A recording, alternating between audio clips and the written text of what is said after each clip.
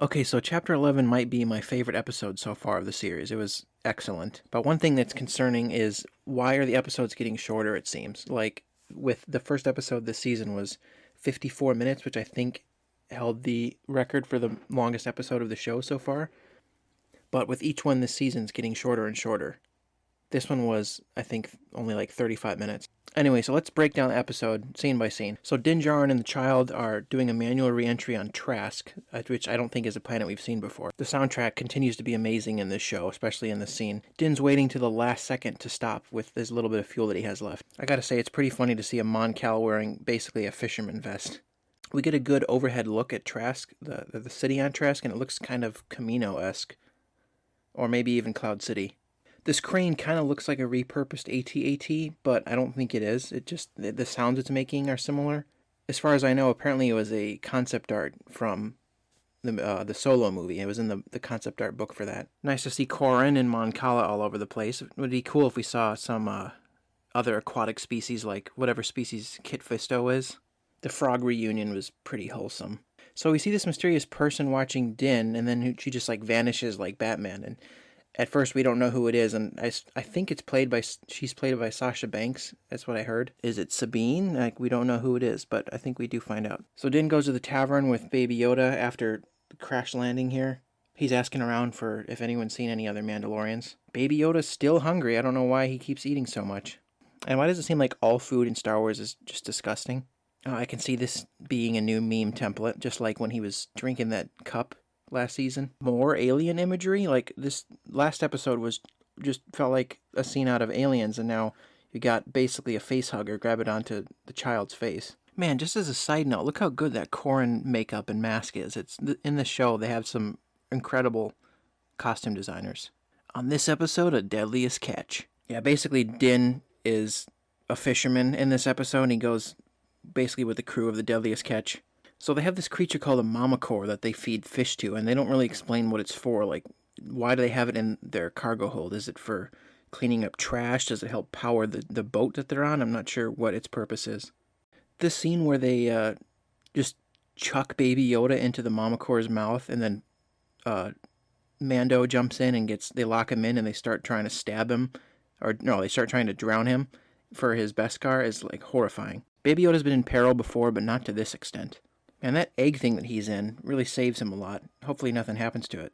Oh. Then out of nowhere, some Mandalorian comes and starts beating up all the Corrin.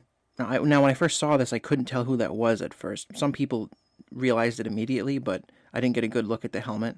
We'll get to that later, though. The new, theme that they have for the Mandalorians in this scene, and that's used later, is really cool. It's kind of like electronic music. They always use it when the Mandalorians are beating people up. So more Mandos fly in, and it's just this incredible brawl sequence. And then once I see this shot, I'm like, wait, is that Bo-Katan? And then when she says, "Take my hand," I'm like, yep, that sounds like Katie Sackhoff. So the other Mando who we find out later was the one that was in the cloak, watching him from afar.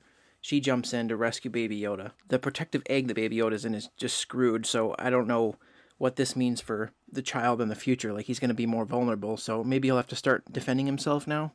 Or maybe they'll just fix it. So the caption says her name is Casca Reeves. I don't think that's a character we've heard before in the Clone Wars or anything.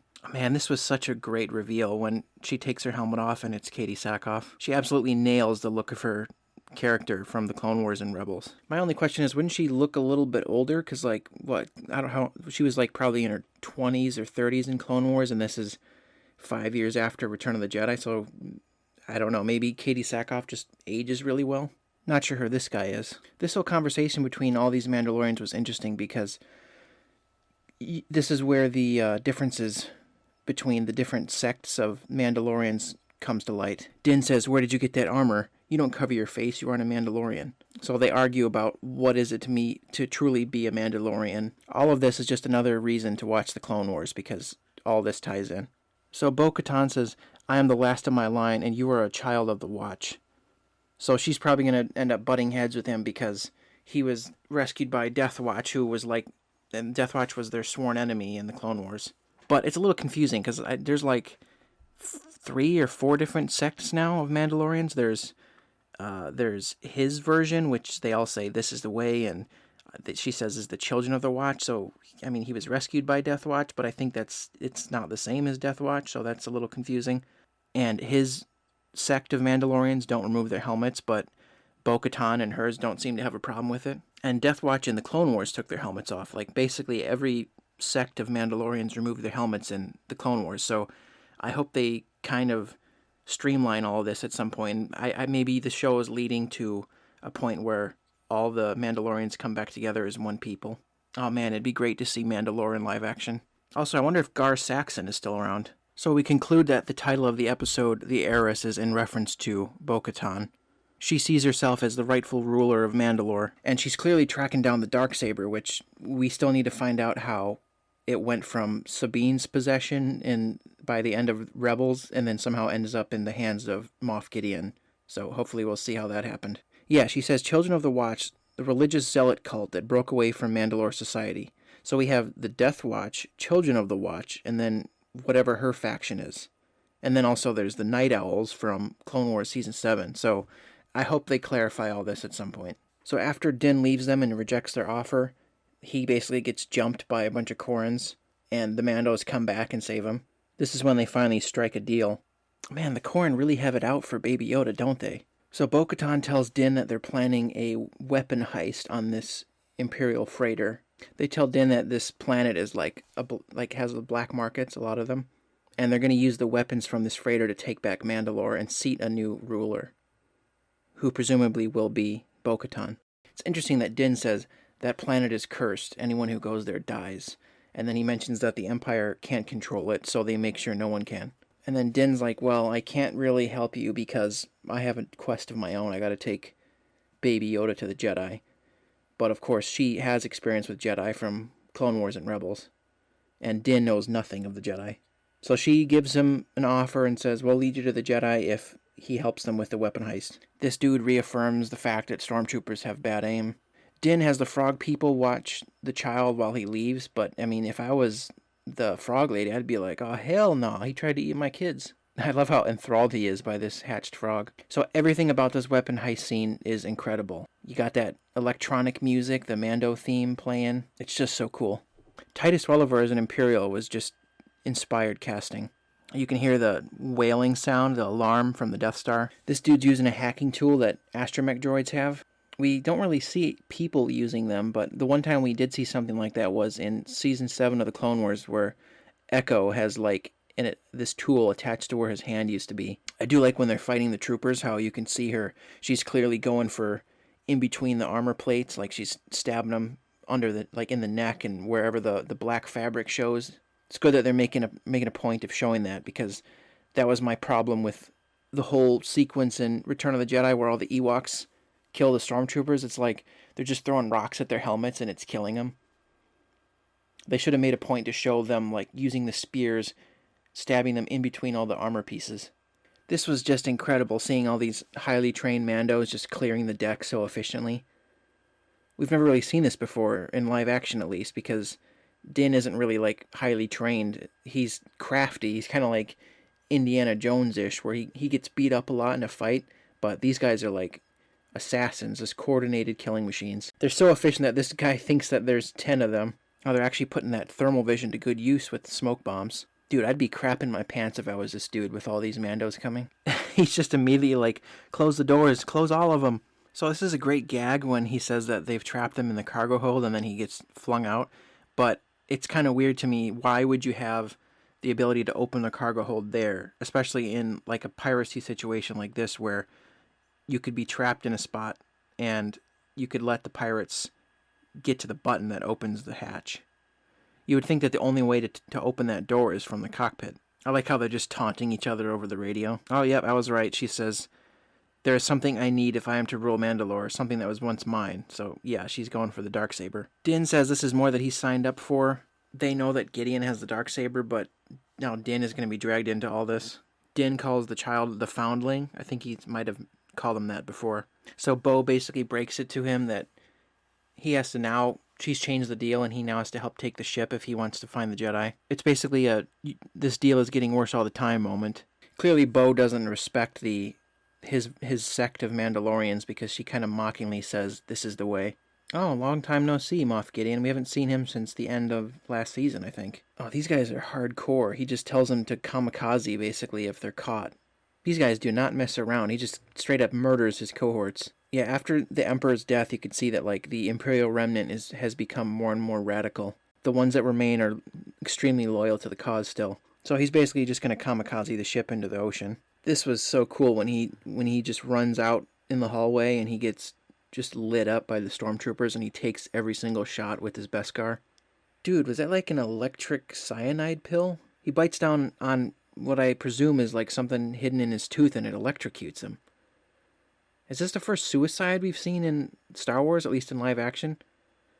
Because I think I remember like a disturbing suicide in the Clone Wars, the supposed kid show. That's pretty dark for Star Wars. See, I hate that argument. Like when Disney first bought Star Wars, people were. I mean, I am a little guilty of it. I was afraid that they would kidify Star Wars too much, and maybe Rebels did a little bit. But now I think they're embracing how dark Star Wars can be. So yeah, contrary to popular belief, they didn't completely make it juvenile. Just watch like season 4 and 5 and 6 of the Clone Wars, and you'll be convinced that no, this is not for little kids. So Bo tells him to go to the forest planet of Corvus, and then she name drops Ahsoka, which was everyone lost their mind at. Again, reason number 6,425 to watch the Clone Wars. Because if I hadn't seen Clone Wars and Rebels before this episode, I don't think it would have been as rewarding for me to see like Bo-Katan and Ahsoka and all these characters that I know from the past coming back is so much better now that I've seen those. She tells him this is the way again, but this time she does it with more respect. I think after this mission, he's earned her respect more. So then he goes back for the child who's playing with a little frog baby. He probably wants to eat that too. The Razor Crest has been kind of screwed up by the people who fixed it. There's like netting and stuff, and it's made to look like a homestead for a Mon Cala. More alien imagery? Like, I don't know if this was a one final FU to Baby Yoda, like if there was one more assassination attempt by the Corran, or if this was just something that got loose on their ship. Man, he'll eat just about anything, won't he? Directed by Bryce Dallas Howard. Wow, nice job. Ron Howard's daughter has made better Star Wars than he did. She made one 35-minute episode, and it was better than all 2 hours or 2.5 hours of Solo. So where do we go from here? There's a lot that can happen. There's so many hanging plot threads from other Star Wars things that haven't been resolved. Like, is Sabine with Ahsoka? Will we see Hera Syndulla?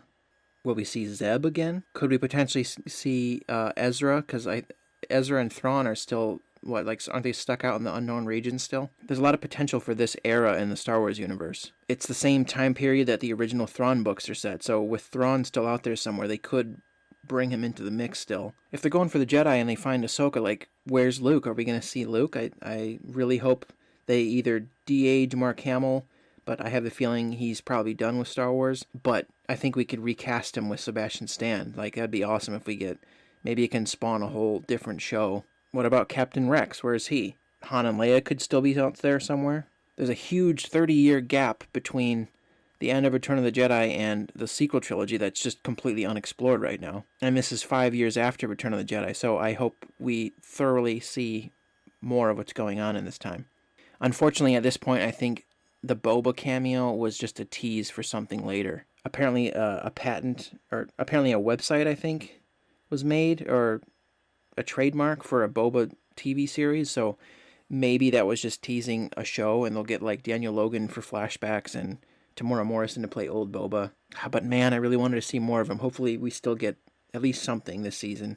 Maybe he gives up bounty hunting and like takes up the Mandalorian creed and somehow becomes their leader. Like, I think in some of the legend stories, he becomes the Mandalore. He can atone for his past sins. Maybe rematch with Cad Bane. Because Cad Bane gave him that dent in his helmet from that episode that was never made of the Clone Wars. There's so many directions I could go with this. When he goes to meet the Jedi, we could see, like, I don't know, we could see Ghost, Anakin, Yoda, Obi-Wan, Qui-Gon. Like, you could see all of them, potentially. I really hope for now they just don't touch the sequel trilogy, because you have all this time before that happens that you can bring back characters like Luke and see more of them before you get there. I'm going to make a separate video probably about how I think they can like lightly retcon the sequel trilogy. I think there's ways around not referencing a lot of what happens in those and still pleasing the fans. So where do you think we're gonna go next episode? Like, are we gonna get all Ahsoka stuff, or is that gonna be people think it might be episode 5 that she's in because it's being directed by Dave Filoni? And I feel like Dave Filoni would want to direct the first appearance, the live action appearance of Ahsoka. So what other Jedi do you think we're gonna see? And do you think maybe Din Djarin, he's gonna like raise Baby Yoda to be a Mandalorian, or maybe even a Force-using Mandalorian? That'd be cool, seeing like a Mandalorian Jedi. Let me know in the comments where you think this is going, because there's a million ways it could go. If you like my coverage of this season of The Mandalorian, then leave a like, share, subscribe, and come back next week when I cover episode 12, or chapter 12. And thank you for watching.